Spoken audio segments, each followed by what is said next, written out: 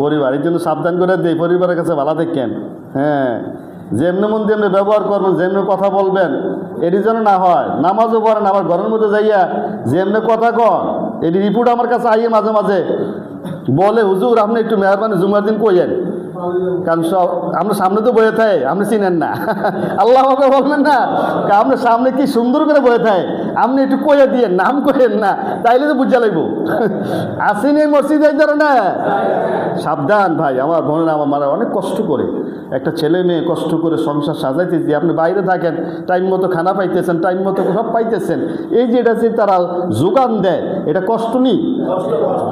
এই যে সাবধান, রসুল বলছেন মুসলমান তাকেই বলে, আল মুসলিমান সালিম আল মুসলিমুন আমিন লিসানি ওয়াদি, তিনি সত্যিকারের মুসলমান, যার হাত ও জিহ্বা থেকে অন্য মুসলমান তার অনিষ্টতা থেকে নিরাপদ থাকে। পারবো তো ইনশাল্লাহ? তাহলে আরেকটা সবক নিলাম, ঘরের স্ত্রীর সাথে ভালো ব্যবহার করবো, বাপের বাড়ি খোঁড়া দিব না। কিছু হইলে তোর বাপে এটা করছে, তোর ভাই এটা করছে, হ্যাঁ এডান হেডান কি আনছ, এই করছ এই করছ, ভাইছি না তোর বিয়া বিরা ঠকছি আমি, কিচ্ছু পাইছি না, আসি না ধরনের না ভাই, সাবধান। কারণ জামাই বালানা কারো সার্টিফিকেটটা সর্বপ্রথম কে দিব বলেন না, কে দিব?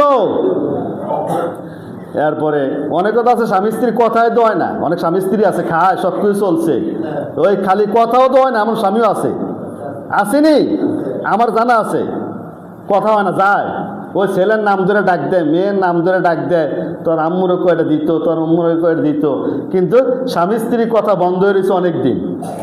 কি অবস্থাটা হবে? এই অবস্থা যদি মারা যায় কি অবস্থা হবে?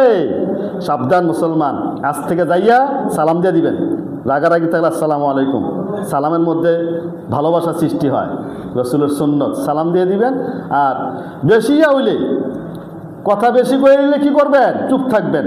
সহ্য না হলে করতে বাইরে যান, সহ্য না রজু করেন, বেশি জিদ উঠলে নামাজে দাঁড়াই যান গা, দাঁড়ানো থাকলে রসুল বলছে বেশি জিদ উঠলে দাঁড়ানো থাকলে বসে যাও, বসার পরও জিদরা যাইতেছে না, শুয়ে যাও। আল্লাহ আকবার বলেন, শিখাই দিয়েছে তো। এই জন্য না, যে আমরা তো মনে করি যে বলতে পারে সে মনে না, যে শুনতে পারে সে জ্ঞান।